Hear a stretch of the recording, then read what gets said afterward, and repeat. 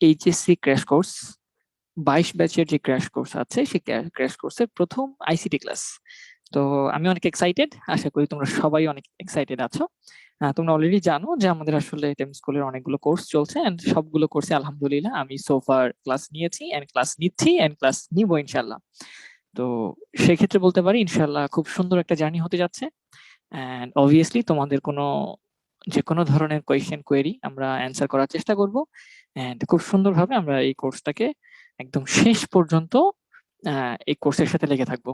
ঠিক আছে, তো অলরেডি হয়তো মানে মাত্র ক্লাস শুরু হলো, অনেকে হয়তো জানো না বা অনেকে হয়তো লেট হচ্ছে।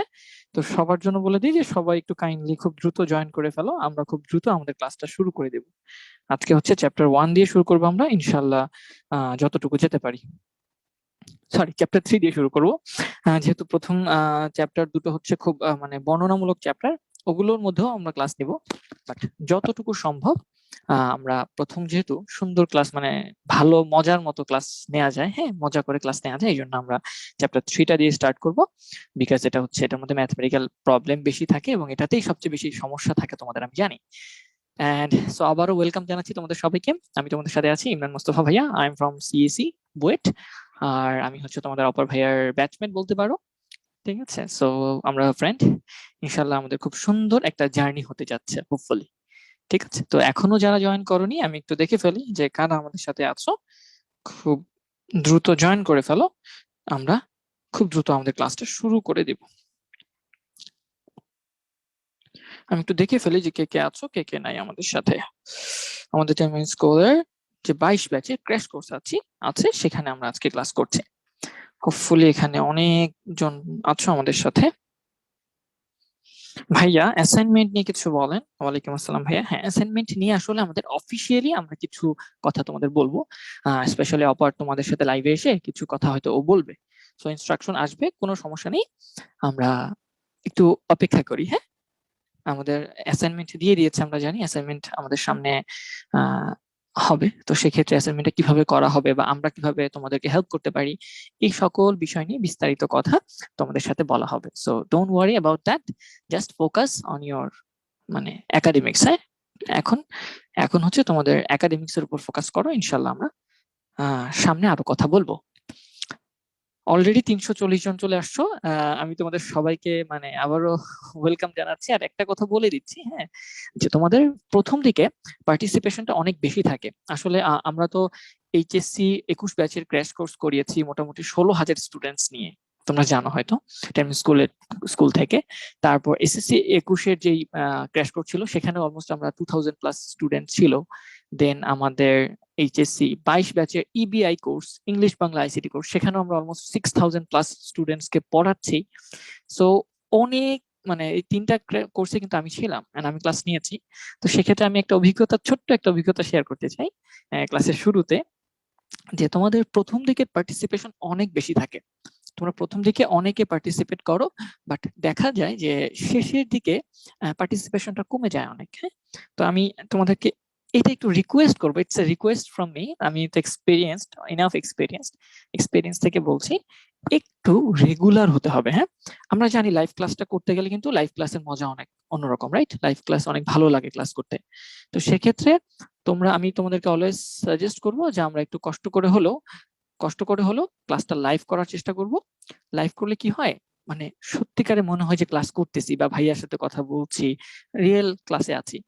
আমি তো দেখেছি এই গত কোর্সগুলোতে অনেকে প্রথম দিকে ক্লাস করে, শেষের দিকে আর মেলাতে পারে না। হ্যাঁ, পরে দেখা যায় যে মাত্র হয়তো 16,000 স্টুডেন্টের মধ্যে মাত্র আমি পাই 100-150 স্টুডেন্টস। তো যেটা খুবই আসলে দুঃখজনক। হ্যাঁ, তো আমরা একটু চেষ্টা করব কাইন্ডলি যে আমাদের প্রথম দিক থেকেই আমরা পার্টিসিপেশনটা যেভাবে মানে পার্টিসিপেট করব ক্লাসে, ঠিক সেভাবে একদম শেষ পর্যন্ত যাব। দেখবা যে তাহলে খুব সুন্দর একটা জার্নি হবে। আর আরেকটা রিজন যে স্টুডেন্টরা কেন মানে ড্রপ আউট করে বা পড়ে যায় বা তারা ক্লাসটা করতে পারে না, তার কারণ হচ্ছে কি জানো, ওরা মনে করে কি আজকে একটা ক্লাস করলাম আমরা, আচ্ছা আজকে ক্লাস করার দরকার কি, আজকে ভালো লাগতেছে না, আজকে ক্লাসটা লাইভ করবো না, পরে হয়তো একটু রেকর্ডেড দেখে নিবো, কারণ রেকর্ডেড থাকে ক্লাস, তোমরা জানো। তো এই চিন্তা করতে করতে করতে করতে দেখা যায় কি জানো, একটা ক্লাস মিস হয়, তারপরে একদিন হয়তো 2-3টা ক্লাস একবারে মিস হয়ে যায়, আরো 2-3টা ক্লাস একবারে মিস হয়ে যায়। এইভাবে মিস হইতে হইতে হইতে দেখা যায় যে অনেক বেশি ক্লাস জমে যায়। আর যখন অনেক বেশি ক্লাস জমে যায় তখন স্টুডেন্ট একদম ভয় পেয়ে যায় যে হাই হাই আমি এই ক্লাসগুলো কিভাবে আবার ব্যাক করব। তখন ওরা মাথায় মানে হাবিজাবি অনেক চিন্তা ভাবনা করে যে আমার কি দিয়ে তো কিছু হবে না, আমি মনে হয় আর কিছু পারবো না, এতগুলা ক্লাস জমে গেছে, কি করব না করব, আলটিমেটলি অনেকে ড্রপ আউট করে। আমি কি তোমাদের কথাটা বোঝাতে পেরেছি?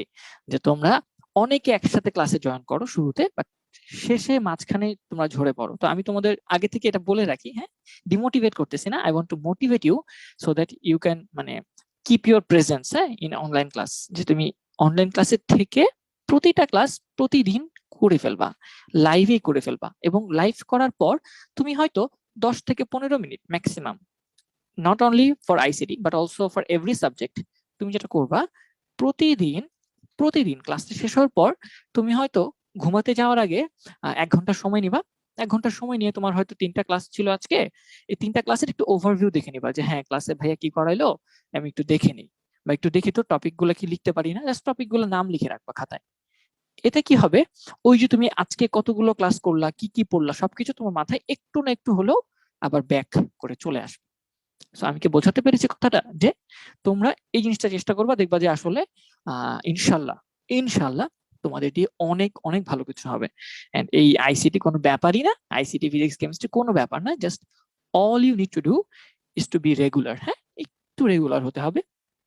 অনেকে ক্লাসে অ্যাসাইনমেন্ট তোমাদের দিবে, অনেকে হয়তো কলেজে কোচিং আছে, অনেকে হয়তো বিভিন্ন জায়গায় টিউশন মানে কোচিং করো, বাট সবকিছুকে নিয়ে তোমরা যদি একটা সুন্দর ব্যালেন্স করে একটা রুটিন বানিয়ে নিতে পারো, দেখবা যে আসলে লাইফটা সহজ হয়ে যাবে। হ্যাঁ, মানে আর ঝামেলায় পড়বা না। মাত্র তো জার্নি শুরু হয়েছে, দেখবা যে আসলে আস্তে আস্তে যখন স্ট্যাক বাড়তে থাকবে, হ্যাঁ, যে ICT, Bangla, English, chemistry, physics, একটার পর একটা ক্লাস যখন আসতে থাকবে না, তখন এত বড় হয়ে যাবে ক্লাসের সংখ্যা, মানে ক্লাসের লিস্ট এত বড় হয়ে যাবে, মানে তুমি আউলাই যাবা, তোমার মাথা টোটালি আউলাই যাবে। তুমি কোনোটা থেকে এটা করবে না, ওইটা করবে না, ওইটা করবে না, ওইটা করবে না, মানে কিছুই হবে। সো প্রথম থেকে, একদম প্রথম থেকে ভাইয়ারা আমি একটু কাইন্ডলি বলবো যে তোমরা ক্লাসগুলো যদি ডেইলির ক্লাস ডেইলি করে ফেলো, বা ধরো একদিন মিস হয়ে গেছে আবার করে ফেললা, সাথে সাথে একটু করে ফেললা, পরের দিন ওই ক্লাসগুলো করে ফেললা, জমাবা না। যখনই তুমি জমাবা সাথে সাথে দেখবা যে একদিন জমে গেছে, কালকে মনে হবে, বা একদিন অন্য একদিন হয়তো একটু সমস্যা হবে, তখন মনে হবে কি ইস, আচ্ছা আজকে ক্লাসটা একটু জমায় রাখি, বা আজকে ক্লাসটা করবো না, কালকে করবো। তো এইভাবে করতে করতে দেখা যাবে অনেক বড় স্ট্যাক হয়ে যাবে। হ্যাঁ, আমরা এই কাজটা করব না, আগে থেকে বলে রাখি, একদম মানে আমি তোমাদের ভবিষ্যৎবাণী করে দিচ্ছি। হ্যাঁ, তোমাদের ফিউচারে কি হবে সেটা বলে দিচ্ছি, কারণ ফিউচারে অলরেডি আমি এগুলো এক্সপেরিয়েন্স করে আসছি। হ্যাঁ, তোমাদের মতো স্টুডেন্টরাই এটা করছে, অনেক বেশি করছে। হ্যাঁ, ওরা অনেক বেশি করছে এগুলো, এই জন্য তোমাদেরকে আগেই জানাই দিচ্ছি যে তোমরা এগুলো করবা না। হ্যাঁ, তোমরা হচ্ছে বেস্ট অফ দ্য বেস্ট। ওকে, হ্যাঁ, এখন রুটিনটা খুবই গুরুত্বপূর্ণ। হ্যাঁ, রুটিনটা খুবই গুরুত্বপূর্ণ। তুমি যা করো না কেন, তুমি হয়তো ডেইলি 2 ঘন্টা পড়ো, বাট তুমি যদি 2 ঘন্টা রুটিন ওয়াইজ পড়তে পারো, দেখবা যে লাইফটা একটু সিম্পল হয়ে যাবে। ওকে ভাইয়ারা? ভাইয়া প্রথম রুটিন প্রথম কয়েকদিন কাজে লাগে, পরে আর হয় না, এই তো বললাম। সবার তো কাজে লাগবে না, কারণ সবাই তো আসলে লাইফে ভালো কিছু করবে না, বা সবাই লাইফে ভালো কোনো ইউনিভার্সিটিতে যাবে না। যাদের কাজে লাগবে, যারা ধরে রাখতে পারবে, তারাই লাইফে ভালো কিছু করবে, বা তারা হয়তো লাইফে ভালো একটা ইউনিভার্সিটিতে যাবে। ওকে, ভালো করা না করা ইটস মানে আর ডিপেন্ডস অন আরো ফিউচার, বাট অ্যাটলিস্ট একটা ইউনিভার্সিটিতে যাওয়া। ওকে ওকে, সো আশা করি হ্যাঁ আমাদের এটা কি আপনার প্রথম ক্লাস ক্লাস ক্র্যাশ কোর্সের? হ্যাঁ, তোমাদের এইচএসসি 22 ব্যাচের ক্র্যাশ কোর্স, এটা আমার প্রথম ক্লাস আইসিটি। ওকে, তোমাদের সাথে আমার আইসিটি তেই ক্লাস হবে। আর হচ্ছে তোমাদের ইবিআই যে 22 ব্যাচের ক্র্যাশ কোর্সটা আছে, তোমরা মানে অনেকেই জানো হয়তো, ইংলিশ বাংলা আইসিটি, ওখানে কিন্তু আমি অলরেডি আইসিটি নিচ্ছি। সো যাই হোক, এই ছিল আমার পরিচয়। I am from CSE BUET, and আমি তোমাদের এখন থেকে আইসিটি ক্লাস নিব। আজকের বিষয় হচ্ছে চ্যাপ্টার 3, সংখ্যা পদ্ধতি, নাম্বার সিস্টেম। এই চ্যাপ্টারটা আমরা সুন্দর করে আস্তে আস্তে ধরে ধরে শিখাবো। এন্ড অনেকে তো অনেক ভাবে পড়ায়, কেউ হয়তো স্মার্ট বোর্ডে পড়ায়, কেউ হয়তো হোয়াইট বোর্ডে পড়ায়, কেউ হয়তো খাতা কলমে পড়ায়। আমি হচ্ছে তোমাদের স্পেশালি আমি আইপ্যাডে পড়াবো। ঠিক আছে, আমি হচ্ছে আমার স্ক্রিনটা শেয়ার করে তোমাদের দেখাবো যে আমি আইপ্যাডে স্ক্রিন শেয়ার করে এখানে লিখে লিখে পড়াবো। এটা হচ্ছে এটার সুবিধা হচ্ছে তুমি স্লাইডের মজাটাও পাবা, স্লাইডের ফিলটাও আসবে, প্লাস হচ্ছে ওই যে হোয়াইট বোর্ডের কথা বলা অনেকে পছন্দ করে, তো হোয়াইট বোর্ডের ফিলটাও আসবে, আমি লিখে লিখে যেহেতু পড়াবো। And in the meantime তোমরা যে কোনো ধরনের কোয়েশ্চেন আমাকে করবা, আমি তো অবশ্যই সেই কোয়েশ্চেনের অ্যান্সার দেওয়ার চেষ্টা করবো, এমসিকিউ মানে কমেন্টের কোয়েশ্চেন গুলো আমি দেখছি। সাথে সাথে আরেকটা জিনিস বলে রাখবো, তোমাদের কিন্তু ওয়েব অ্যাপের অ্যাক্সেসটা দেয়া আছে। তোমরা ওয়েব অ্যাপে যে কোনো subject, not only my subject, যে কোনো সাবজেক্টের কোয়েশ্চেন তোমরা চাইলে কিন্তু ওয়েব অ্যাপের মাধ্যমে করতে পারো। ঠিক আছে, তোমাদের এই কোয়েশ্চেন গুলোর অ্যান্সার আমি দেবো। ঠিক আছে, তোমাদের কোয়েশ্চেন গুলো অ্যান্সার আমি দিব ওয়েব অ্যাপ থেকে। যখন একটা চ্যাপ্টার শেষ হলো, সেই চ্যাপ্টারের উপর হয়তো আমি একটা এক্সাম নিয়ে নিব তোমাদের সাথে সাথে। আমি হয়তো তোমাদের ওই, হয়তো না, তোমাদের ওয়েব অ্যাপে সাবমিট করা এই চ্যাপ্টারের উপর যে কোয়েশ্চেন গুলো আছে সেগুলোকে সর্ট মানে ফিল্টার আউট করে আমি তোমাদের ওই কোয়েশ্চেন নিয়েও আলাদা ক্লাস নেব, যে ওই কোয়েশ্চেন গুলোর উপর সলভিং ক্লাস। ওকে, আচ্ছা ঠিক আছে, আমরা শুরু করতে পারি আই থিঙ্ক। হ্যাঁ, আমাদের অনেক সময় হয়ে গেছে। তাহলে আমি আমার স্ক্রিনটা শেয়ার করছি। ঠিক আছে, ইন দ্য মিন টাইম আরেকটা কথা বলে রাখি প্লিজ, সেটা হচ্ছে আমি যখন ক্লাস করাবো, যখন আমি লিখে লিখে পড়াবো, তখন কাইন্ডলি কেউ মানে প্রয়োজনীয় কমেন্ট গুলো করবা না। হ্যাঁ, তোমরা হচ্ছে কখন কমেন্ট করবা, যখন আমি একটা কোশ্চেনে অ্যান্সার দিব কমেন্ট থেকে দেখে, তখন সেটা অ্যান্সার করার চেষ্টা করবা। মানে তখন কমেন্ট করবা যে ভাইয়া এটা একটু বলেন, এটা একটু বলেন। শুধু শুধু আমি যখন লিখছি তখন যদি তুমি কমেন্ট করো, তখন তো আমি কমেন্ট দেখবো না। এই কাজটা করবা না। তাহলে ওভারঅল আমি কিন্তু তোমাদের ক্লাস কিভাবে নিব, কিভাবে তোমরা পড়াশোনা করবা, কিভাবে আমরা সামনে যাব, এন্ড কখন কোয়েশ্চেন করবা, কোথায় করবা, এই ব্যাপারগুলো আই থিঙ্ক আমি ক্লিয়ার করে দিতে পেরেছি। ঠিক আছে ভাইয়া না, এখন আমরা আমাদের ক্লাসগুলো শুরু করতে পারি। হ্যাঁ, তোমরা অনেকে রাজশাহী থেকে আসছো, অনেকে অনেক বিভিন্ন জায়গা থেকে আসছো। সো এখন আমরা উল্টো পাল্টা কমেন্ট না করে আমরা যেটা করব, একটু মনোযোগ দিয়ে ক্লাস করব। ঠিক আছে, ঠিক আছে। আর যাদের ইবিআই তে অলরেডি আইসিটি এই চ্যাপ্টারটা হয়ে গেছে বা হচ্ছে, তাদের ক্ষেত্রে যেটা হবে যে রিভিশন হয়ে যাবে। হ্যাঁ, আমি এটা করলে কি হবে, তোমাদের রিভিশনটা হয়ে যাবে। সো ভয়ের কোনো কারণ নাই, আর টেনশন করার কোনো কারণ নাই। আমি আমার স্ক্রিনটা শেয়ার দিচ্ছি। এখন আমি কোনো কোয়েশ্চেন দেখছি না। ওকে, সো এখন কোনো কোয়েশ্চেন করবা না কাইন্ডলি। আর ভাইয়া অলওয়েজ তোমাদের সাথে আছি, যে কোনো ধরনের হেল্প লাগুক আমাদের সাথে, আমাদের মেন্টররা আছে, মানে আমাদের মডারেটররা আছে, তোমাদেরকে সবসময় হেল্প করবে। ঠিক আছে, সো এটা নিয়ে এক ফোটাও চিন্তা করার কোনো দরকার নেই। ওকে, সো আমরা শুরু করছি number system, that is chapter 3। Chapter 3টা একটু ইন্টারেস্টিং, দ্যাটস ওয়াই এটা দিয়ে শুরু করছি। এন্ড বই হিসেবে, হ্যাঁ, রেফারেন্স বুক হিসেবে যেটা সিলেক্ট করব আমরা, আমি বলে দেই যে রেফারেন্স বুক হিসেবে আমরা কোনটা করব। আমাদের রেফারেন্স বুক হবে, রেফারেন্স বুকটা আমি যেটা পছন্দ করি সেটা হচ্ছে মাহবুবুর রহমান স্যারের বই। ওকে, মাহবুবুর রহমান স্যারের বই। এই বইটা তোমরা অনেকে যাদের কাছে আছে তা তো ভালো, আর যাদের কাছে নাই তারা হচ্ছে এই বইটা কালেক্ট করে নিবা। ঠিক আছে, এন্ড এটা 2020 এডিশনটা মেবি এখন অ্যাভেলেবল। সো এই 2020 এডিশনটা কালেক্ট করে নিলে ইনাফ। আমরা মোটামুটি বলতে পারো যে এই বইটা থেকেই আমরা ফলো করব। বিকজ সো ফার আমি যত স্টুডেন্ট পড়িয়েছি, রাজু বলো, নটরডেম বলো, বা হলিক্রস স্টুডেন্ট বলো, বা বিভিন্ন ভালো ভালো কলেজ ইউনিভার্সিটি টিচার স্টুডেন্ট বলো, বা আমি নিজে পার্সোনালি কিন্তু এই মাহবুবুর রহমান স্যারের বইটি পড়েছি, ফলো করেছি। এবং এটা যথেষ্ট মানে রিচ একটা বুক, এন্ড এটা যথেষ্ট কোয়ালিটিফুল একটা বুক। আরো অনেক স্যারের বই আছে, যেমন মুজিবুর রহমান স্যারের বই আছে, তোমাদের টেক্সট বুক আছে, আরো অনেক রাইটারের অনেক বই আছে, but this is by far the most, মানে কি বলবো, যে rich book in my opinion, তো এটা কালেক্ট করে রাখতে পারলে ভালো, না রাখতে পারলে কোনো সমস্যা নেই। ভাইয়া যে চ্যাপ্টার গুলো যখন যতটুকু পড়াবো, আমি ওই বই থেকে ছবি তুলে তোমাদের পিডিএফটা দিয়ে দিব, জাস্ট ওই অংশটুকু। হ্যাঁ, পুরো বইটা তো দেওয়া যাবে না, কারণ এটা হচ্ছে একটু কপিরাইট ইস্যু আছে, যে বই আমরা দিতে পারি না, বিকজ এটা তো কেনার জন্য বিক্রি করেছে রাইটার। সো আমি জাস্ট ওই ছবি, কয়েকটা ছবি তোমাদেরকে দিয়ে দিব। ওকে, আশা করি তোমরা বুঝতে পেরেছো আমাদের way of teaching and reference বুকটা কি হবে। এখন আমরা আমাদের কন্টেন্টে চলে আসি। Okay, so first of all, সংখ্যা আবিষ্কারের যে ইতিহাস, হিস্ট্রি অফ ইনভেন্টিং নাম্বারস, এটা নিয়ে আমরা আলোচনা করি। History of inventing numbers. তোমরা জানো যে সবার শুরুতে যখন নাম্বার গণনা শুরু হবে, যে সংখ্যা কি জিনিস বা সংখ্যা গোনার দরকার কি ছিল। অনেকে যখন আদি যুগে, আদিকালে, তখন মানুষ কি করতো, যে বিভিন্ন ধরনের যে কোনো কাজ করার জন্য সংখ্যা দরকার না, যে আমি তোমাকে টাকা দেই, বা ওরা খাদ্য বিনিময় করতে চাইতো। আদিম যুগের মানুষজন, যখন তারা বিনিময় করতে যেত, বা যখন তারা সময় গুনতে যেত, যখন তারা ব্যবসা করতে চাইতো, তখন তারা দেখতো কি, যে আমাদের সংখ্যার দরকার হচ্ছে, গোনা জিনিসগুলো গুনতে হচ্ছে আমাদের, যে আমি কয়টা জিনিস দিলাম, আমি কয়টা জিনিস পাবো। ঠিক না, আমি খাবার রেখে দিলাম, কয়টা খাবার রাখলাম, বা ওকে কতটুকু খাবার দিব, এই যে পরিমাণ, পরিমাণ জানার জন্য বা কোনো কিছু গণনা করার জন্য ওরা চিন্তা করলো যে আমাদের কিছু ব্যবস্থা করা দরকার, কিভাবে আমরা গুনবো, এই গোনার কাজটা কিভাবে করব। তো তখন এই গোনার কাজটা কিভাবে করব ভাবতে ভাবতে ওরা দেখলো যে আমরা হয়তো যদি কোথাও কোনো দাগ কেটে রাখি, কোনো কিছু দাগ টাগ কেটে রাখি, তাহলে হয়তো আমরা সংখ্যা কি জিনিস বা এই গোনার কাজটা সহজে করতে পারবো। তাহলে ওরা কি করলো, ওরা ট্যালি চিহ্ন, আমরা জানি যে ট্যালি সংখ্যা, আমরা কিন্তু ট্যালি সংখ্যার কিছু ম্যাথ করে আসছি না, 9-10 মেবি করে আসছিলাম ট্যালি সংখ্যার ম্যাথ। যে ট্যালি সংখ্যা কি ছিল, যে আমাদের কতগুলো সংখ্যা ছিল না, যে 1 2 3 4 এভাবে করে করে দাগ দিয়ে দিয়ে আমরা কি করতাম, সংখ্যা লিখতাম, ঠিক না? তাহলে খ্রিস্টপূর্ব বা বিফোর ক্রাইস্ট, বিসি বলা হয়, হ্যাঁ, 40,000 বিসি, যেটা 4000 বিসি, 4000 বিসি এটা মানে কি, তোমরা 4000 বিসি, বিসি মানে তো জানো, রাইট? বিসি মানে হচ্ছে বিফোর ক্রাইস্ট, হ্যাঁ, বিসি মানে হচ্ছে বিফোর ক্রাইস্ট, বিসি মানে হচ্ছে বিফোর ক্রাইস্ট। তাহলে বিসি মানে হচ্ছে বিফোর ক্রাইস্ট বা খ্রিস্টপূর্ব, হ্যাঁ, আমরা যেটা বলি CHRIST মেবি। তাহলে বিসি মানে হচ্ছে ক্রাইস্ট বা বিফোর ক্রাইস্ট, এটা হচ্ছে খ্রিস্টপূর্ব 4000 সালে বা 4000 যে অব্দ আছে সেই অব্দে মানুষজন কি করলো, টালি চিহ্ন বা টালি সংখ্যার আবিষ্কার করলো, টালি সংখ্যার আবিষ্কার করলো, ঠিক আছে?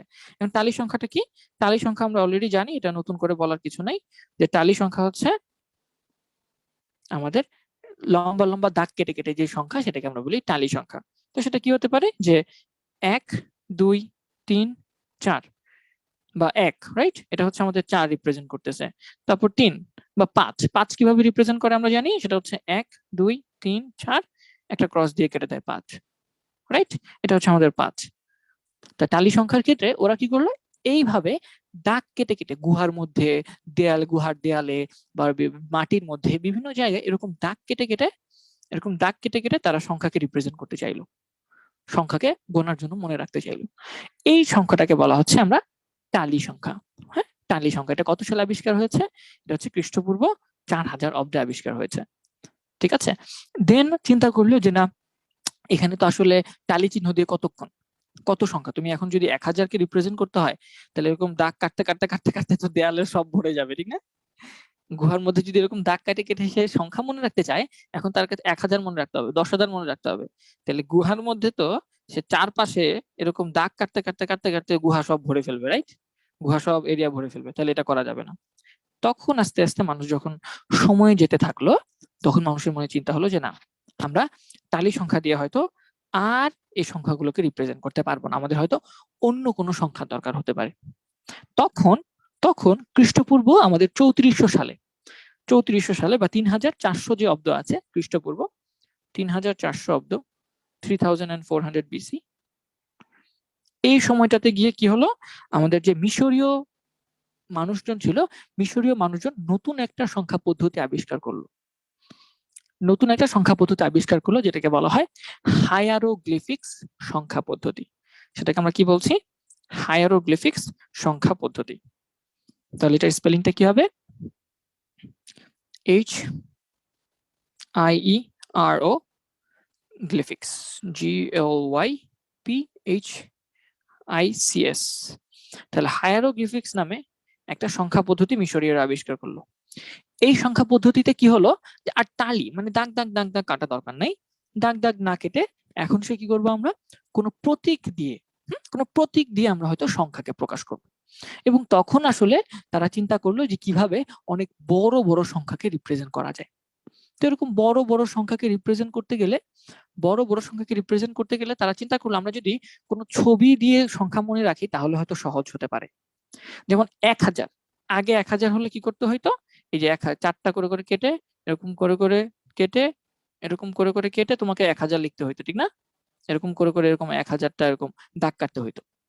তো এখন 3400 বিসিতে চিন্তা করলো মানুষজন, মিশরীয়রা, যে না, আমরা এইভাবে চিন্তা করব না, আমরা কি করব, যে এরকম একটা সংখ্যা পদ্ধতি আবিষ্কার করব যেখানে হয়তো ছবি দিয়ে, বিভিন্ন ধরনের প্রতীক দিয়ে সংখ্যাকে বোঝানো যাবে, বড় বড় সংখ্যাকে।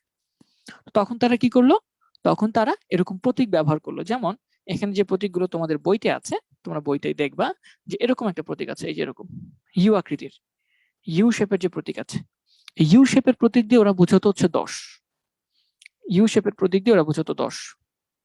তারপর আবার 100, 100কে প্রকাশ করার জন্য ওরা আবার এরকম একটা চিহ্ন ব্যবহার করতো, প্রতীক, যেটাকে ওরা বলতো হচ্ছে 100।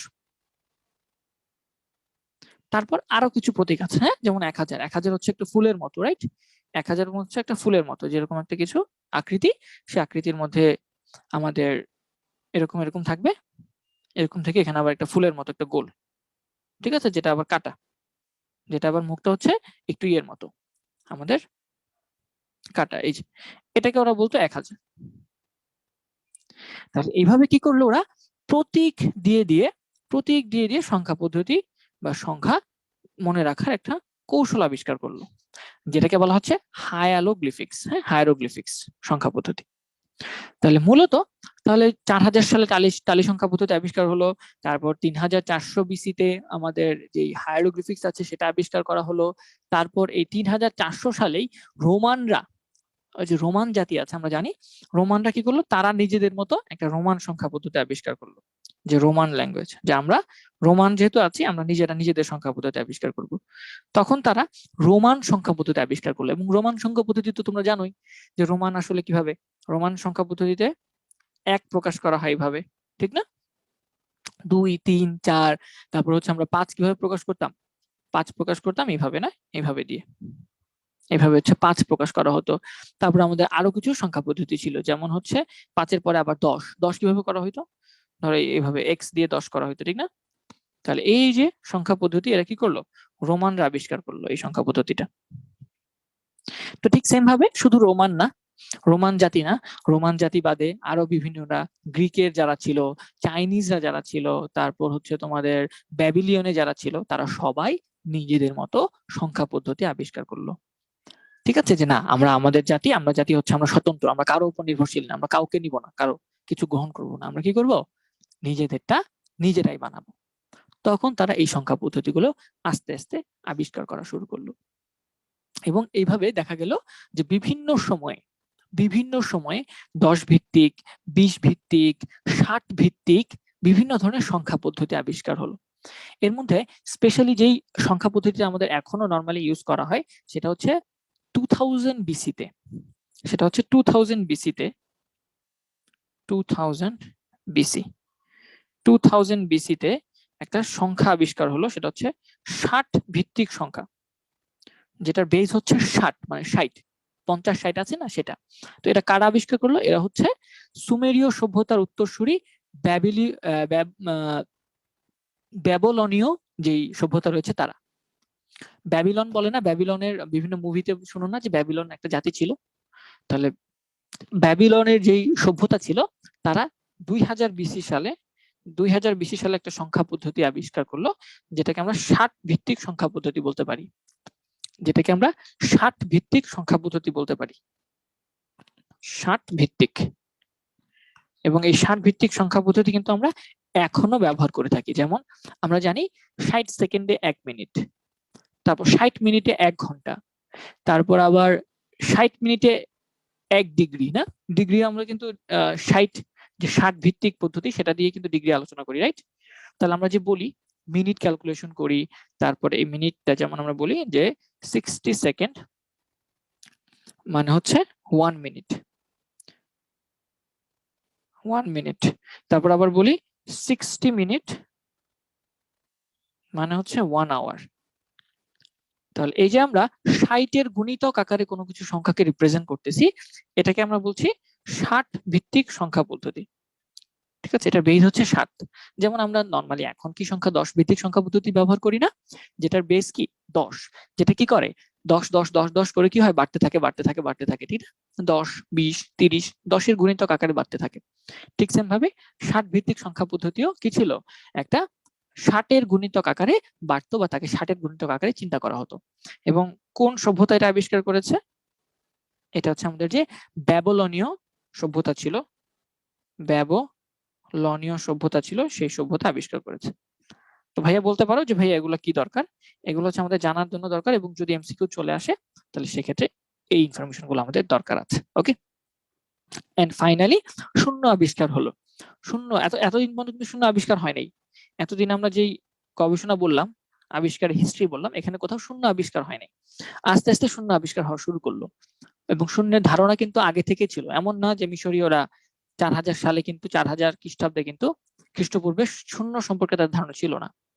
শূন্য শূন্যটা ব্যবহার করলে কি হয়, সংখ্যাটা এক্সপ্রেস করা ইজিয়ার হয়ে যেত। তখন শূন্য ধারণা ছিল কিন্তু কেউ শূন্য ব্যবহার করতে পারতো না, সুন্দরভাবে ব্যবহার করতে পারতো না, যে কোন ওয়েতে ব্যবহার করলে সংখ্যাগুলোকে সুন্দর করে রিপ্রেজেন্ট করা যায়। তখন আস্তে আস্তে আস্তে আস্তে আস্তে আস্তে আস্তে আমাদের যে ভারতীয় সভ্যতা আছে, ভারতীয় যে গণিতবিদরা আছে, তারা কি করলো, শূন্যের ব্যবহার শুরু করলো। এবং সেই ভারতীয়দের শূন্যের ব্যবহার থেকে আস্তে আস্তে কি করলো, আরবীয়রা, যে আরবরা আছে, তারা এটা নিয়ে আরো গবেষণা শুরু করলো। এবং সেই আরব থেকে আস্তে আস্তে এই সংখ্যাটা ইউরোপে চলে গেল। তাহলে শূন্য আবিষ্কার শুরু হয়েছে বা ব্যবহার শুরু হয়েছে আমাদের ভারতবর্ষে। ভারতবর্ষ থেকে এটা আরবরা এটা গবেষণা করেছে, এটার উপরে আরো গবেষণা করেছে। যেমন আরবের গবেষণার মধ্যে আমরা বলতে পারি যে আল খোয়ারিজমির নাম খুব জনপ্রিয়।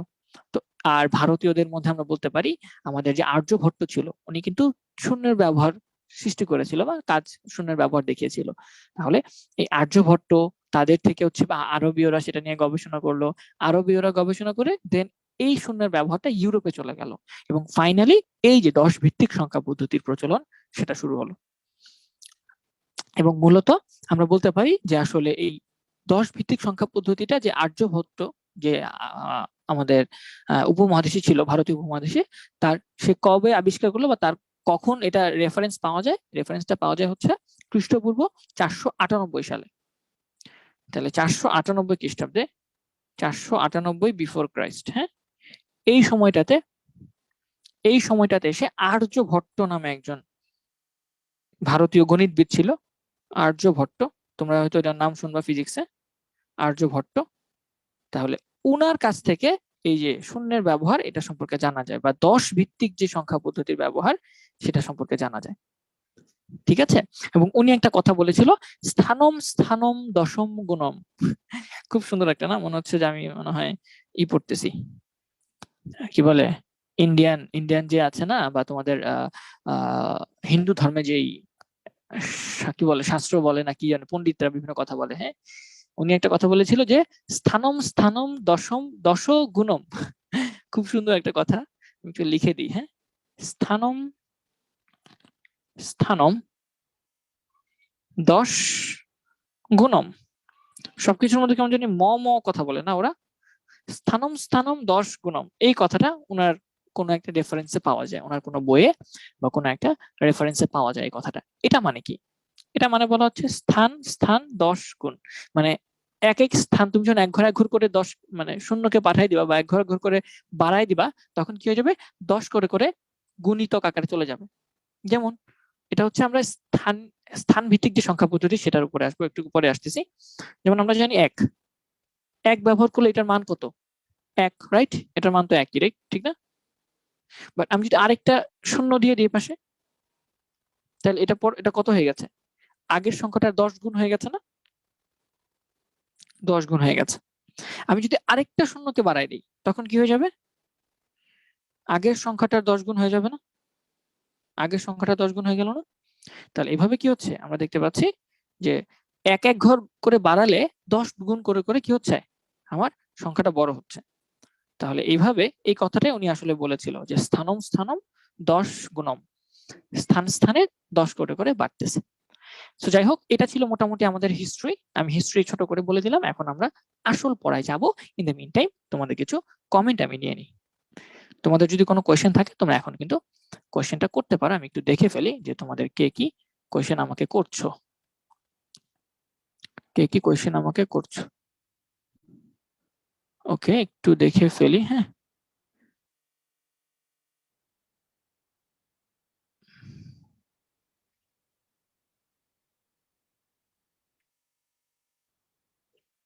আমি একটু স্ক্রিনটা অফ করে দিচ্ছি ব্রডকাস্ট, তোমাদের কিছু কোয়েশ্চেন আমি নিয়ে নিই ফেসবুক থেকে, যে তোমরা কে কি কথা বলছো আমাকে, এবং এখন কিছু কোয়েশ্চেন করতে পারো, ঠিক আছে?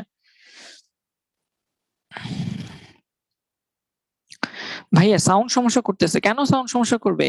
যাদের আমাকে একটু মিম আমাকে একটু জানাও তো ভাইয়া, সাউন্ড কি সমস্যা করছে কিনা? BC stands for before Christ, হ্যাঁ, বিফোর ক্রাইস্ট, খ্রিস্টের জন্মের আগে। একদম ক্লিয়ার শুনতে পাচ্ছি। হ্যাঁ, সবারই ক্লিয়ার শুনতে পারার কথা। কয়েকজনের মেবি নেট প্রবলেম, তারা বলতেছে যে স্ক্রিন ক্লিয়ার না, আবার সাউন্ড ক্লিয়ার না, তাদের মেবি ওকে, নিজেদের নেট প্রবলেম। হ্যাঁ, নেট প্রবলেম হতে পারে। ওকে ভাইয়া, এসব কি কাজে আসবে? তুমি হচ্ছে ওভারঅল একটা ধারণা পেয়ে যাবে। হ্যাঁ, কাজে লাগবে বলতে এটা কিন্তু এমসিকিউ তে আসতে পারে, যেহেতু আমরা বই, এটা কিন্তু হচ্ছে এনসিটিবি কর্তৃক অনুমোদিত একটা বই। সো বইয়ে যেহেতু আছে ইনফরমেশন গুলো, আমাদের সব দরকার নাই, এখানে তো আমার লাইন বাই লাইন মুখস্থ করার দরকার নেই ভাইয়া। 4000 সালে তোমার হচ্ছে টালি চিহ্ন আবিষ্কার হয়েছে। 2000 খ্রিস্টপূর্বে হচ্ছে আমাদের 3400 খ্রিস্টপূর্বে আমাদের হায়ারোগ্লিফিক সংখ্যা আবিষ্কার হয়েছে। 2000 খ্রিস্টপূর্বে আমাদের এই যে ষাট ভিত্তিক সংখ্যা পদ্ধতি সেটা আবিষ্কার হয়েছে।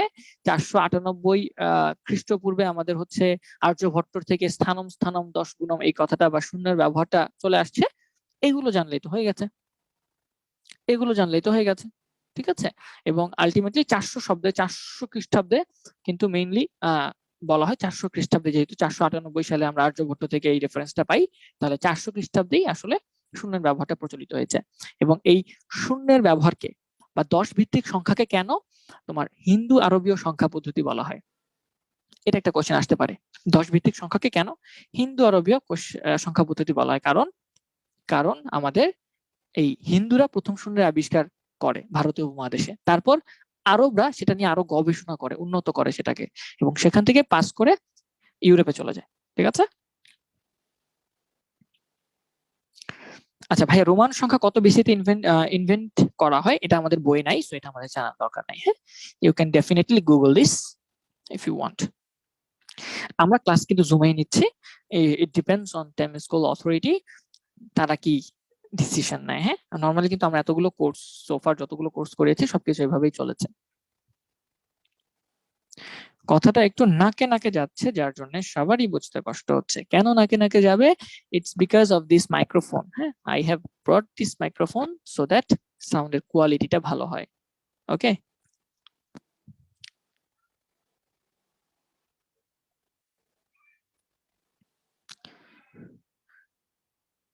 বোর্ডে যেসব তথ্য আছে এর বাইরে এমসিকিউ আসবে না। না, এক্স্যাক্টলি কথাটা বলা ঠিক না। বোর্ড বইয়ে যে কোশ্চেন এমসিকিউ আছে এটার বাইরে আসবে না। হ্যাঁ, এটার বাইরেও আসতে পারে। ঠিক আছে, বোর্ড যেহেতু অনুমোদন দিয়েছে, হ্যাঁ, সেহেতু বইয়ের বাইরে থেকে কোশ্চেন আসতে পারে। ইভেন আমাদের শুধু আইসিটি কেন, তোমরা ফিজিক্স কেমিস্ট্রি ম্যাথ বলো, হ্যাঁ, এগুলোতে তো অসংখ্য বই অনুমোদন দেওয়া আছে। তাহলে কি এগুলা থেকে আসবে না ভাইয়া কোশ্চেন? অনুমোদন দেওয়া আছে যেহেতু, সেহেতু আসতে পারে। এন্ড টিচারের উপর ডিপেন্ড করে মেইনলি, হ্যাঁ, যে কোন টিচার কোশ্চেন করবে। যে টিচার কোশ্চেন করতেছে, ধরো মাহবুবুর রহমান স্যার কোশ্চেন করতেছে, সে তো চিন্তা করবে যে আমার বই থেকে দু একটা ইনফরমেশন আমি দিয়ে দিই। ওকে ফাইন, এখন আমরা সামনে যাই। হ্যাঁ, এখানে অনেকগুলো কথা বলে ফেলছি, এখানে তেমন কিছু নাই, জাস্ট হিস্ট্রি জানাইছি। তো কোশ্চেন আমি আর নিচ্ছি না, question session of now. Again আমরা আমাদের ক্লাস স্টার্ট করছি। এবং তোমাদের যেটা করবি, আমি যেটা করি সবসময়, হ্যাঁ, আমার এই ক্লাসের এই নোটটা যেটা আমি লিখে তোমাদের দিচ্ছি, এটা কিন্তু আমি সাথে সাথেই আপলোড করে দিই। হ্যাঁ, উইদিন 5 মিনিটস আমি তোমাদের দিয়ে দেবো। উইদিন 5 মিনিটস তোমরা ফেসবুকের গ্রুপে বা তোমাদের গ্রুপে এটা পেয়ে যাবা। এখন চলে আসি সংখ্যা পদ্ধতি কি জিনিস, নাম্বার সিস্টেম। একটু মোটা করে লিখলে আই থিঙ্ক বেটার হয়। নাম্বার সিস্টেম, আমরা এখন নাম্বার সিস্টেম নিয়ে আলোচনা করবো। ঠিক আছে, মেইন পড়াতে চলে আসি। নাম্বার সিস্টেম, তাহলে নাম্বার সিস্টেম কি জিনিস? নাম্বার সিস্টেম হচ্ছে সংখ্যাকে প্রকাশ করার জন্য, প্রকাশ করার এমন একটা পদ্ধতি যেখানে আমরা কতগুলো সাংকেতিক চিহ্ন এবং বা মৌলিক চিহ্ন বা ডিজিট ব্যবহার করি। তাহলে বিভিন্ন সাংকেতিক চিহ্ন বা অঙ্ক ব্যবহার করে, বিভিন্ন সাংকেতিক চিহ্ন বা অঙ্ক ব্যবহার করে, বিভিন্ন সাংকেতিক চিহ্ন বা অঙ্ক ব্যবহার করে বা অঙ্ক ব্যবহার করে, অঙ্ক ব্যবহার করে সংখ্যাকে প্রকাশ করার যে পদ্ধতি সেটাকে বলা হচ্ছে সংখ্যা পদ্ধতি। সংখ্যাকে প্রকাশ করার যে পদ্ধতি সেটাকে বলা হচ্ছে সংখ্যা পদ্ধতি। ঠিক আছে, পদ্ধতি সেটাকে আমরা বলছি সংখ্যা পদ্ধতি। সংখ্যা পদ্ধতি আর কিছু বৈশিষ্ট্য থাকতে হবে অবশ্যই প্রত্যেকটা সংখ্যা পদ্ধতি, যেমন আমরা বলেছি ডেসিমাল একটা সংখ্যা পদ্ধতি আছে, বা আরো অনেক ধরনের সংখ্যা পদ্ধতি আছে। প্রত্যেকটা সংখ্যা পদ্ধতির কতগুলো স্পেশাল বৈশিষ্ট্য থাকতে হবে। কি কি বৈশিষ্ট্য থাকবে ভাইয়া? প্রথম বৈশিষ্ট্য হচ্ছে অবশ্যই অবশ্যই কতগুলো নির্দিষ্ট প্রতীকের সাহায্যে প্রকাশ করতে হবে। তাহলে আমাদের প্রথম বৈশিষ্ট্যটা হচ্ছে নির্দিষ্ট কিছু প্রতীক থাকবে। প্রতীক থাকবে। এখন প্রতীক বলতে কি বুঝি? প্রতীক বলতে এই যে ভাইয়া 1 হচ্ছে একটা প্রতীক, 1 হচ্ছে একটা প্রতীক, তারপর আমরা বলতে পারি আর কি কি আছে, ধরো 8 হচ্ছে একটা প্রতীক। হ্যাঁ, এগুলো প্রত্যেকটা হচ্ছে এক একটা কি প্রতীক। প্রতীক মানে চিহ্ন, হ্যাঁ, সাংকেতিক চিহ্ন আমরা বলতে পারি। তাহলে অবশ্যই কতগুলো নির্দিষ্ট প্রতীক থাকতে হবে। সেকেন্ড পয়েন্টটা কি? সেকেন্ড পয়েন্ট হচ্ছে অবশ্যই যোগ বিয়োগ গুণ ভাগ করার জন্য সুনির্দিষ্ট কিছু নিয়ম থাকতে হবে। প্রত্যেকটা সংখ্যা পদ্ধতির অবশ্যই যোগ বিয়োগ গুণ করার জন্য যোগ বিয়োগ গুণ ভাগ এগুলো করার জন্য সুনির্দিষ্ট কিছু নিয়ম থাকতে হবে।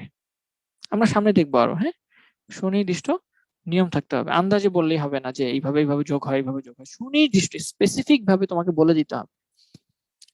থার্ড নাম্বার পয়েন্ট, অবশ্যই ভগ্নাংশ, ধনাত্মক, ঋণাত্মক ইত্যাদি সংখ্যা প্রকাশ করার জন্য কতগুলো নিয়ম থাকতে হবে। ভগ্নাংশ, পূর্ণ সংখ্যা, ধনাত্মক, ঋণাত্মক, কখন ধনাত্মক হবে বা কিভাবে ধনাত্মক হবে, ঋণাত্মক সংখ্যা কিভাবে আমি রিপ্রেজেন্ট করব, এই সংখ্যাগুলো বলার জন্য, হ্যাঁ, বা এই সংখ্যাগুলোকে প্রকাশ করার জন্য সুনির্দিষ্ট নিয়ম থাকতে হবে। প্রকাশ করার সুনির্দিষ্ট নিয়ম থাকতে হবে। তাহলে এগুলো হচ্ছে আমাদের বৈশিষ্ট্য। যে কোনো সংখ্যা পদ্ধতির এই বৈশিষ্ট্যগুলো থাকতেই হবে, মাস্ট। এই তিনটা বৈশিষ্ট্য থাকতেই হবে, ঠিক আছে? এই তিনটা বৈশিষ্ট্য থাকলে আমরা বলবো যে হ্যাঁ, এটাকে একটা সংখ্যা পদ্ধতি বলা যায়। সংখ্যা পদ্ধতি বের করার জন্য বা ডিফাইন করার জন্য আমাদের কিছু টার্ম লাগবে। যেমন প্রথমত আমরা বলতে পারি সংখ্যা পদ্ধতির ডিজিট বা বেস। ডিজিট বা অঙ্ক বলতে পারি প্রথমে। ডিজিট বা অঙ্ক, এটা কি জিনিস? তোমরা জানো যে প্রত্যেকটা সংখ্যা পদ্ধতির কতগুলো ডিজিট থাকে না? ডিজিট মানে কি? ডিজিট মানে এক একটা সাংকেতিক চিহ্ন, যেটা এটাকে বলা হয় ডিজিট। যেমন আমরা বলতে পারি যে বাইনারি সংখ্যা পদ্ধতি, তোমরা এখনো নাম শোনো নাই হয়তো। বাইনারি সংখ্যা পদ্ধতি নাম এখনো শোনো নাই, বাট সামনে শুনবা, আমরা দেখবো। বাইনারি সংখ্যা পদ্ধতি, বাইনারি সংখ্যা পদ্ধতির হচ্ছে ডিজিট কয়টা থাকে? দুইটা থাকে, জাস্ট 0 আর 1। বাইনারি সংখ্যা পদ্ধতিতে তুমি যত সংখ্যা লিখো না কেন সেখানে মাত্র দুইটা ডিজিট, দুই রকমের ডিজিট থাকে, একটা হচ্ছে 0, একটা হচ্ছে 1। তুমি 2 3 4 5 লিখতে পারবা না বাইনারি সংখ্যা পদ্ধতিতে। ঠিক সেম ভাবে আরো কিছু সংখ্যা পদ্ধতি আছে, যেমন ধরো আমরা ডেসিমাল বলতে পারি, হ্যাঁ, আমাদের সবচেয়ে পরিচিত যে সংখ্যাটা ডেসিমাল। ডেসিমাল এমন একটা সংখ্যা পদ্ধতি যেখানে আমাদের ডিজিট থাকে 0 থেকে 1 2 3 4 5 6 7 8 9, এই 10টা ডিজিট থাকে, ঠিক না? আমরা জানি ডেসিমাল সংখ্যা পদ্ধতিতে এই 10টা ডিজিটই থাকে। তাহলে 10টা ডিজিটের বাইরে মোটামুটি ডিজিট থাকে না। তাহলে ডিজিট হচ্ছে যে মৌলিক চিহ্ন বা সাংকেতিক চিহ্নগুলো ব্যবহার করি সেগুলোকে আমরা বলছি ডিজিট। তাহলে ডিজিট হচ্ছে জাস্ট কিছুই না, আমাদের মৌলিক চিহ্ন। ওকে, ডিজিট হচ্ছে আমাদের মৌলিক চিহ্ন। এরপরে আরেকটা টার্ম সম্পর্কে আমাদের জানতে হবে, যেটা হচ্ছে সংখ্যা পদ্ধতির ভিত্তি। ভিত্তি কি জিনিস? ভিত্তি কি জিনিস বা বেস? তো ভিত্তি বা বেস বলতে আমরা বুঝি একটা সংখ্যা পদ্ধতিতে মোট কতগুলো মৌলিক চিহ্ন রয়েছে, মোট কতগুলো মৌলিক সাংকেতিক চিহ্ন রয়েছে সেগুলোকে বলা হয় আমাদের বেস। যেমন তোমরা দেখতে পাচ্ছ যে আমাদের ডেসিমাল সংখ্যা পদ্ধতিতে কয়টা ডিজিট আছে? 1 2 3 4 5 6 7 8 9 10। ডেসিমাল সংখ্যা পদ্ধতিতে টোটাল আছে 10টা ডিজিট, ঠিক না? এর বাইরে কি আছে ডিজিট? মৌলিক ডিজিট কিন্তু আর নাই। মৌলিক মানে একদম ইউনিক, ইউনিক কিন্তু আর নাই। তাহলে মৌলিক ডিজিট গুলাকে বলা হয় ভিত্তি। তাহলে আমরা বলতে পারি যে আমাদের বাইনারি যে নাম্বার সিস্টেমটা আছে, বাইনারি যে সংখ্যা পদ্ধতি, বাইনারি সিস্টেম, সে বাইনারি সিস্টেমের বেস কত? বেস হচ্ছে 2। তারপর আমাদের যে ডেসিমাল নাম্বার আমরা মাত্র বললাম, সে ডেসিমাল নাম্বারের বেস কত?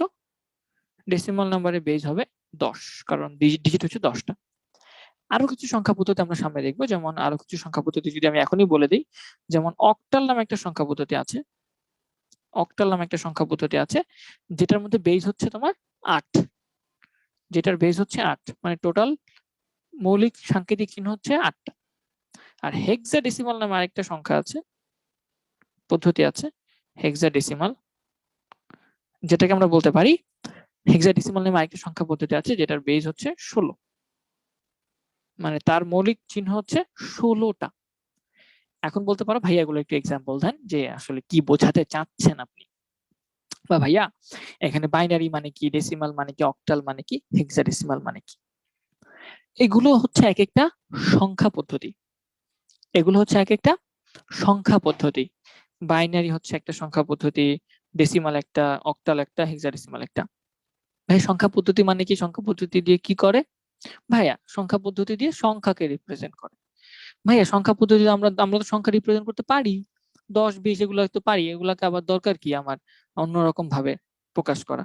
যেমন তোমরা যদি বলো, আমি তোমাদের একটা এক্সাম্পল দিই, হ্যাঁ আমি যদি একটা এক্সাম্পল দিই, যেমন ডেসিমাল, হ্যাঁ ডেসিমালে যে সংখ্যাটা আসলে 10, আমরা 10 বলি, হ্যাঁ 10 মানে হচ্ছে ডেসিমাল। সেই সংখ্যাটাই তোমাকে যদি বলা হয় বাইনারি সংখ্যা পদ্ধতিতে রিপ্রেজেন্ট করো, বাইনারি মানে নতুন একটা সংখ্যা পদ্ধতি, সেখানে অন্যভাবে রিপ্রেজেন্ট করা যায়। তাহলে ডেসিমালে 10 মানে বাইনারিতে আসলে এরকম 1010, বুঝছো? ডেসিমালের 10 যা কথা, বাইনারিতে 1010 একই কথা। তাহলে এই দুইটা কিন্তু সেম। ইভেন অক্টালে, আমি যদি বলি অক্টালে 10 কত, তুমি কি বলবা জানো? ভাই অক্টালে 10 কিভাবে বের করব? অক্টালে 10 হবে তোমার তোমার এটা হচ্ছে তো 10 না, তার মানে হচ্ছে তোমার এটা হচ্ছে, আমি যদি মানে আমার ভেতরে বোঝার ক্যালকুলেশন করে আমি বের করি, তাহলে এটা হচ্ছে তোমার 7, এরপরে হচ্ছে 8, এরপর হচ্ছে 9, এরপর হচ্ছে 10। তাহলে অক্টালে আবার 10 মানে হবে হচ্ছে এটা। আবার হেক্সাডেসিমালে আমি যদি 10 বলি, হেক্সাডেসিমালে আমি যদি 10 বলি, সেটাতে আবার হবে এ। তাহলে দেখো আমি কি করলাম, চারটা ভিন্ন ভিন্ন নাম লিখলাম, চারটা ভিন্ন ভিন্ন আমি নাম লিখলাম। এই চারটা ভিন্ন ভিন্ন নামে আমি চারটা প্রতীক লিখলাম। এখানে লিখলাম 10, এখানে লিখলাম 1010, এখানে লিখলাম 12, এখানে লিখলাম এ। এই চারটাই হুবহু একই কথা। মানে বলতে পারো এগুলো হচ্ছে একটা ভাষা, চাইনিজ ভাষা আর বাংলা ভাষা। যেমন বাংলা ভাষায় আমরা কলাকে কি বলি? ধরো কলাকে বলি কলা। আমরা এটাকে ইসে কি বলি? ধরো চাইনিজ ল্যাঙ্গুয়েজে, ইংলিশে কি বলি? ইংলিশে বলি বানানা, ঠিক না? তাহলে কলা আর বানানার মধ্যে কি পার্থক্য আছে? বলতো, কেউ যদি বলে কলা আর কেউ যদি বলে বানানা, তাদের মধ্যে কোনো পার্থক্য আছে? কোনো পার্থক্য নাই। They both represent the same object. And এখন যদি আমার বলা হয় চাইনিজ ল্যাঙ্গুয়েজ, বা তুমি আমাদেরকে গ্রিক ভাষায় বা আমাদেরকে ল্যাটিন ভাষায় একটা কলা মানে কি সেটা বলো, তাহলে আমরা দেখি একটু ল্যাটিনে কলা ইংলিশ কি হয়, বা কলা ল্যাটিন এটা কি, একটু যদি আমরা দেখার চেষ্টা করি। What is banana in Spanish? ধরো হ্যাঁ, স্প্যানিশ ল্যাঙ্গুয়েজ যদি বানানা দেখি, স্প্যানিশ মানে হচ্ছে এটা কি বলে? প্লাটানো। প্লাটানো স্প্যানিশে বলে আবার প্লাটানো, দেখছো? Plátano. প্লাটানো বলে, প্লাটানো। তাহলে স্প্যানিশ ল্যাঙ্গুয়েজে বানানা মানে হচ্ছে, স্প্যানিশ লিখে দেই, প্লাটানো, প্লাটানো বলে, এখানে আবার ডট আছে একটা। তাহলে এই যে আমি বললাম স্প্যানিশে প্লাটানো, ইংলিশে বানানা, তারপর হচ্ছে আমাদের বাংলাতে কলা, এগুলোর মধ্যে পার্থক্য আছে কোনো? কোনো পার্থক্য নাই।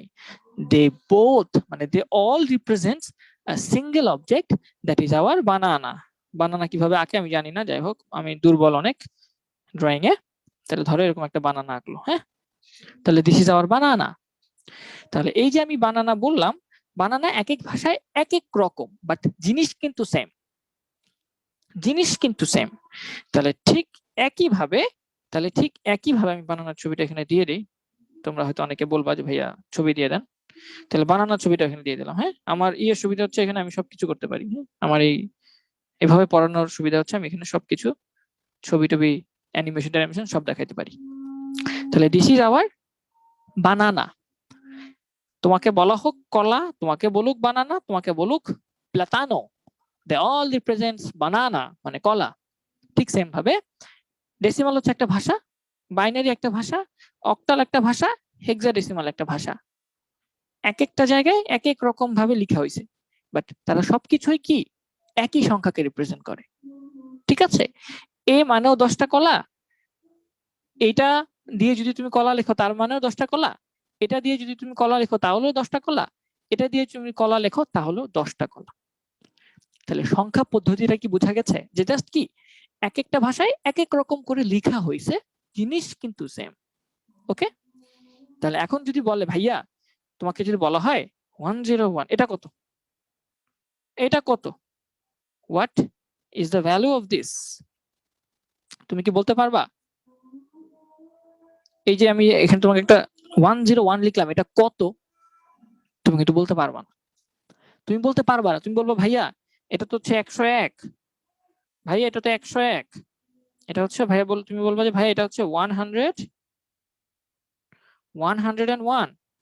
আমি বলবো যে না, this is not 101, this is not 101, this is কত, দিস ইজ 5। তুমি বলবো কি বলেন ভাই, আপনি কি মাথা ঠিক আছে, এটা 5 কেমনে হয়?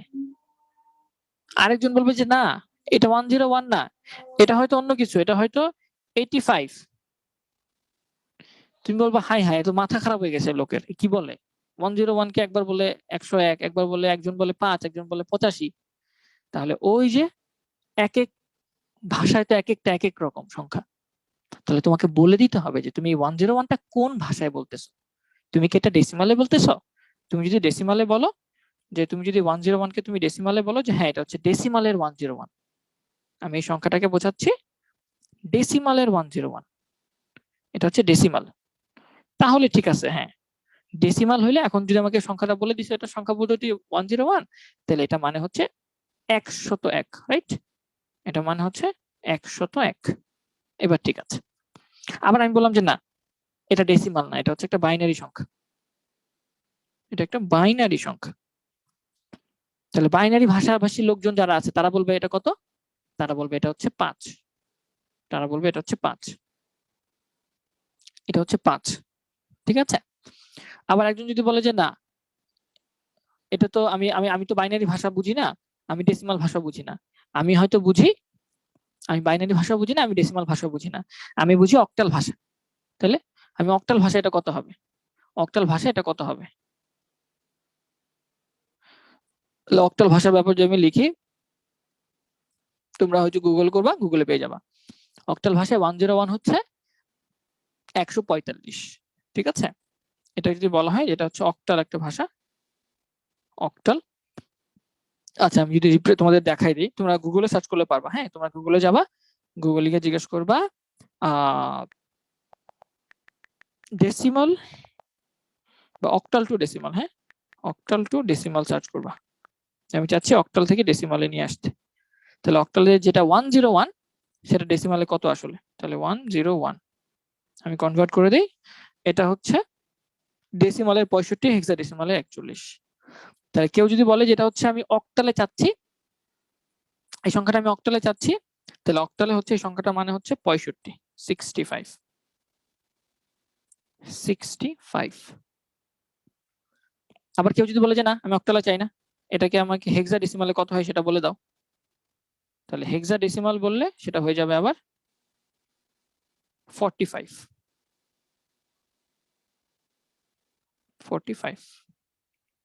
তাহলে এই যে সেম সংখ্যা এক এক ভাষায় এক এক রকম, ডেসিমালে হচ্ছে 101, বাইনারিতে হচ্ছে 5, 45 হেক্সাডেসিমাল হচ্ছে 45, আর অক্টাল হচ্ছে 65।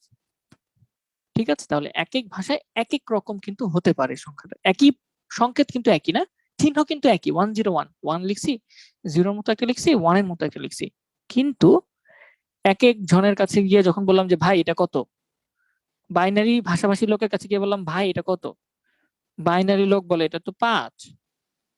ডেসিমাল যে বুঝে তারা গিয়ে বললাম ভাই এটা কত, ডেসিমালের লোক বলে ভাই এটা তো 101।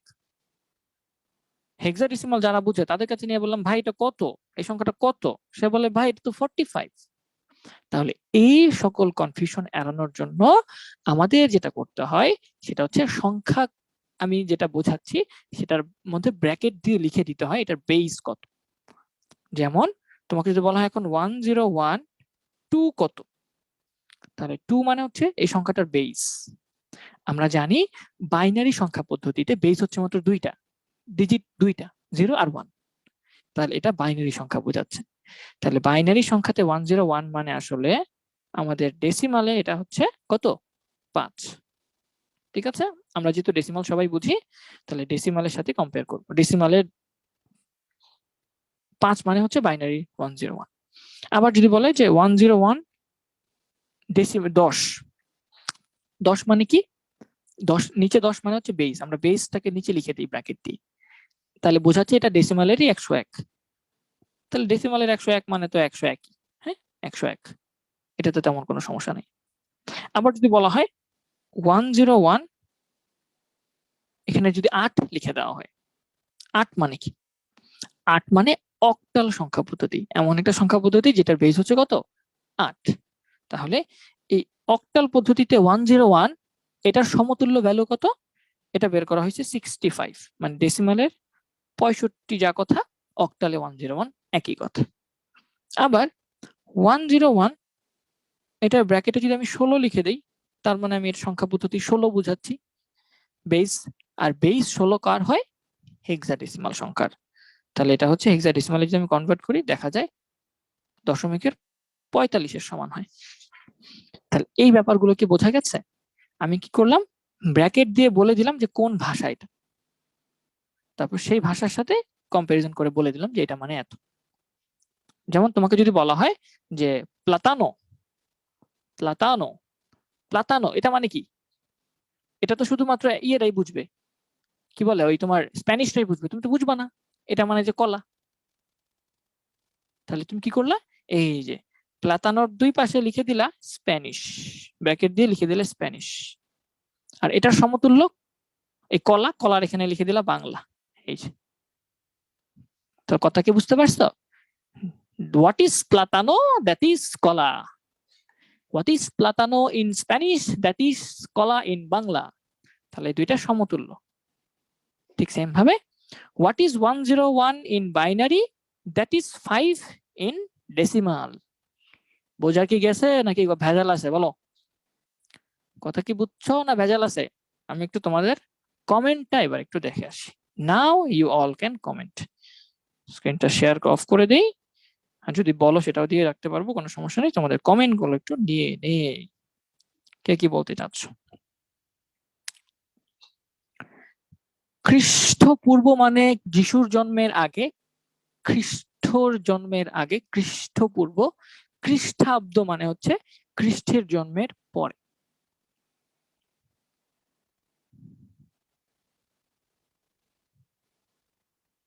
ভাইয়া কিছু বুঝি না, প্রুফ দেন। হাই হাই, প্রুফ দিব কেমনে? এই যে প্রুফ দিলাম তোমাকে, মাত্রই তো প্রুফ দিলাম, এখানে তো প্রুফ দিলাম আমি যে হোয়াট ইজ প্লাতানো ইন স্প্যানিশ। আমি এখানে তোমাদের দেখাইলাম না? তোমাদের তো প্রুফ দিলাম, তারপর বলে বুঝি না, এটা কোনো কথা?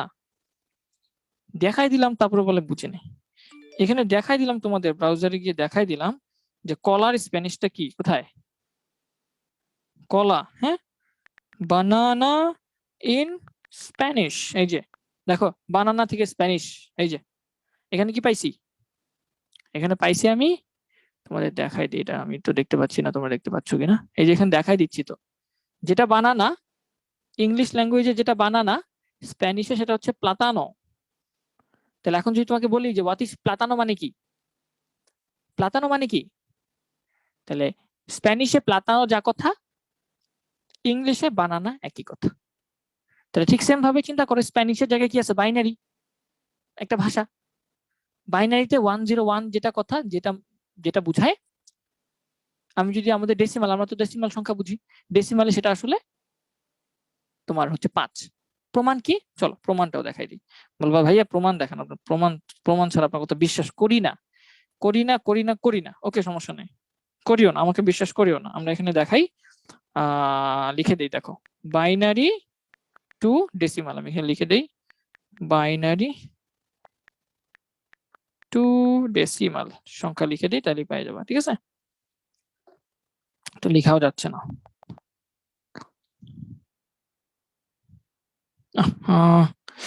আচ্ছা লিখে দিই, হ্যাঁ, কি লিখবো? Binary two decimal. বিশ্বাস করবো না তো? বিশ্বাস করাচ্ছি, দাঁড়াও। এই যে বাইনারি টু ডেসিমাল কনভার্সন নিয়ে আসলাম। এখানে বাইনারিতে একটা নাম্বার লিখবো। কত লিখবো ভাইয়া? বাইনারিতে লিখবো হচ্ছে 101। এই যে 101 লিখলাম। এটাকে আমি কনভার্ট দিই। দেখছো কত আসছে? দেখো, কনভার্ট করতেছি বাইনারি থেকে ডেসিমাল। বাইনারিতে যেটা 101, ডেসিমাল সেটা কত? 5। কথা কি বোঝা গেছে না ভেজাল আছে? তাহলে ভাষা দিয়েও বুঝাই দিলাম। এই যে এই ভাষা বানানা প্লাটানো দিয়েও বুঝাই দিলাম। এটা হচ্ছে প্লাটানো, Plátano. প্ল্যাটানো বলে, প্ল্যাটানো। ওকে, সো প্ল্যাটানো দিয়ে সব দিয়ে বুঝাই দিলাম। আই থিঙ্ক এর চেয়ে ভালো আর তো কোথাও বোঝানোর উপায় নেই। তাহলে আমরা 4টা সংখ্যা পদ্ধতি শিখলাম, মানে 4টা ভাষা শিখলাম: বাংলা, চাইনিজ, স্প্যানিশ, ইংলিশ। ঠিক আছে, কোন ভাষায় কি সেটা আমি দেখলাম। এবং এক একটা ভাষার কিছু এক একটা মৌলিক সাংকেতিক চিহ্ন থাকে। হ্যাঁ, যেমন এই যে দেখো, এ স্প্যানিশের মধ্যে আবার এই যে এই সংকেতটা আছে, এটা স্প্যানিশে একটা সাংকেতিক চিহ্ন। এটা কি বাংলাতে আছে? বাংলাতে এরকম কিছু সাইন দেখছো জীবনে? দেখো নাই তো। তাহলে এটা বাংলাতে নাই। তার মানে এক একটা ভাষায় কিছু আলাদা আলাদা সাংকেতিক চিহ্ন থাকে। আবার চাইনিজ ভাষায় বলে এরকম এরকম এরকম এরকম বলে কি কি সাংকেতিক চিহ্ন থাকে না, এগুলো বলে কি লেটার না কি ওয়ার্ড, এগুলো তো বাংলাতে নাই। তার মানে প্রত্যেকটা ভাষায় কতগুলো সাংকেতিক চিহ্ন থাকে। যেমন আমরা বলছি, তাহলে বাইনারিতে মোট যে সাংকেতিক চিহ্ন সেটাকে আমরা বলছি কি? বাইনারিতে সাংকেতিক চিহ্ন 2টা থাকে টোটাল, 0 আর 1 দিয়ে সংখ্যা বলতে হয়। যে কোনো সংখ্যা লিখো তুমি 0 আর 1 দিয়ে লিখতে হবে। আর ডেসিমালে 1 থেকে 9 পর্যন্ত, 0 থেকে 9 পর্যন্ত 10টা ডিজিট তুমি ব্যবহার করতে পারবা। অক্টালের ক্ষেত্রে তুমি 0 থেকে 7 পর্যন্ত ইউজ করতে পারবা, এর বেশি ইউজ করা যাবে না। আর হেক্সাডেসিমালে 0 থেকে শুরু করে F পর্যন্ত। আমি একটু লিখে দিই তোমাদের। হ্যাঁ, তাহলে প্রথমত আমি ডেসিমাল লিখে দিই, কারণ ডেসিমাল হচ্ছে সবচেয়ে সহজ, তোমরা জানো। ডেসিমালের বেস হচ্ছে 10। আমরা বলেছি ডেসিমালের বেস হচ্ছে 10, মানে 10টা ডিজিট থাকে। কি কি ডিজিট থাকে ভাইয়া? 0, 1, 2, 3, 4, 5, 6, 7, 8, 9। আমার কিন্তু বাইনারিতে ডেসিমালে তাহলে এই 10টা ডিজিটই থাকে, ঠিক না? আমরা জানি ডেসিমালে এই 10টা ডিজিটই থাকে। একটু মুছে লিখে দিই। 0, 1, 2, 3, 4, 5, 6, 7, 8, 9। এর বেশি কিন্তু ব্যবহার করি না আমরা, আমি একটু পরে কমেন্টে আসতেছি। এরপরে যদি চলে আসি বাইনারি সংখ্যা। ভাইয়া বাইনারি সংখ্যা হচ্ছে সবচেয়ে সহজ। বাইনারি সংখ্যার বেস হচ্ছে 2, মানে 2টাই ডিজিট, এর বেশি থাকে না। কোনগুলো ডিজিট? 0 আর 1। এই 2টা দিয়ে তোমাকে সংখ্যা বুঝাইতে হবে, এর চেয়ে বেশি সংখ্যা তুমি লিখতে পারো। তোমাকে যদি বলা 1 কোটি লেখো, 1 কোটিকে বাইনারিতে প্রকাশ করো, তাহলে তোমাকে 010101 দিয়ে লিখতে হবে, অন্য কোনো সংখ্যা ব্যবহার করা যাবে না। এরপরে হচ্ছে ভাইয়া অক্টাল একটা সংখ্যা পদ্ধতি, মানে অক্টাল আরেকটা ভাষা। সেই ভাষার বেস হচ্ছে 8, মানে সেখানে 8টা সংকেত ব্যবহার করা যায়। কি কি ভাইয়া? 0, 1, 2, 3, 4, 5, 6, 7, এই 8টা ব্যবহার করা হয়, এর বেশি ব্যবহার করা হয় না। তাহলে তুমি যদি অক্টালের সংখ্যা লিখতে চাও, তোমাকে এই 8টা ডিজিটই ব্যবহার করতে হবে, এর বেশি তুমি ডিজিট ব্যবহার করতে পারবা না। And finally hexadecimal. হেক্সাডেসিমাল এখানে বেস হচ্ছে তোমার 16টা। এগুলো হচ্ছে বেস। বেস মানে কি? বেস মানে টোটাল কতগুলো অঙ্ক আছে, ডিজিট আছে কতগুলো, মৌলিক ডিজিট। আর হেক্সাডেসিমালে ডিজিট শুরু হয় 0 থেকে, 3, 4, 5, 6, 7, 8, 9। এরপরে হচ্ছে এ, বি, এরপর হচ্ছে সি, এরপর ডি, এরপর ই, এরপর এফ। তাহলে হেক্সাডেসিমালে এরকম 16টা ডিজিট থাকে, ঠিক আছে? টোটাল 0 থেকে শুরু করে 9 পর্যন্ত 10টা। এরপরে capital A, capital B, capital C, capital D, capital E, capital F. এই ডিজিটগুলা দিয়েই, এগুলা দিয়েই সংখ্যাকে প্রকাশ করতে হয়। তাহলে আমি কি বোঝাইতে পারছি তোমাদের, না ভেজাল আছে বলো? বুঝছো কিনা আপাতত যে এটা কি বোঝায়? এটা এক একটা সংখ্যা পদ্ধতি, মানে এক একটা ভাষা। ভাইয়া হ্যাঁ বলো। ডিলিট হয়ে গেছে, কি হলো বুঝলাম না, হঠাৎ করে লাইভ এন্ড দেখালো, কি হলো বুঝতেছি না, গ্রুপে লাইভও দেখতেছি না। তুমি লাইভ দেখতে পাচ্ছ না ভাইয়া?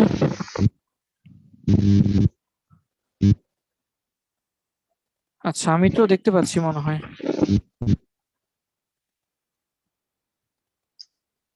আমি এখানে দেখতে পাচ্ছি না লাইভ। আচ্ছা, হ্যাঁ লাইভটা চলতেছে তো, হ্যাঁ লাইভটা দেখলাম চলতেছে, এই যে লাইভ কিন্তু চলতেছে এখন। আচ্ছা চলুক, হ্যাঁ লাইভ চলতে থাক। আচ্ছা ভাইয়া, তাহলে আপনি কন্টিনিউ সংকেত করেন। ব্যবহার করা যায়। কি ভাইয়া? আচ্ছা, তাহলে আমাদের এখানে লাইভ তো চলতেছে।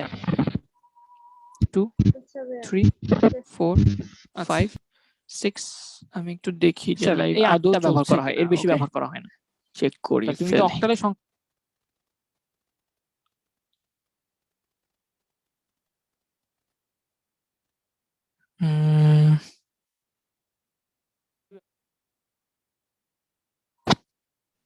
আচ্ছা লাইভ তো শেষ হয়ে গেছে। মিম জি ভাইয়া, হঠাৎ করে লাইভ এন্ড হলো বুঝতেছি না। এখানে গ্রুপেও রেকর্ডেডটা তো থাকার কথা, সেটাও নাই। ইন্নালিল্লাহ, কি বলো? রেকর্ডেড দেওয়া যাবে ঠিক আছে, জুমে রেকর্ড হচ্ছে তো, কিন্তু গ্রুপটা সেটা কোথায় গেল? সেটাও ডিলিট হয়ে গেল হঠাৎ করে, বুঝলাম না। সেটা তো হয়নি, যে অ্যাক্টিভিটি লগে তো নাই। আচ্ছা একটু কি করবো, আবার একটু লাইভে যাও নাকি? আচ্ছা ভাই, আমি আবার লাইভে যাচ্ছি। আবার লাইভে যাও।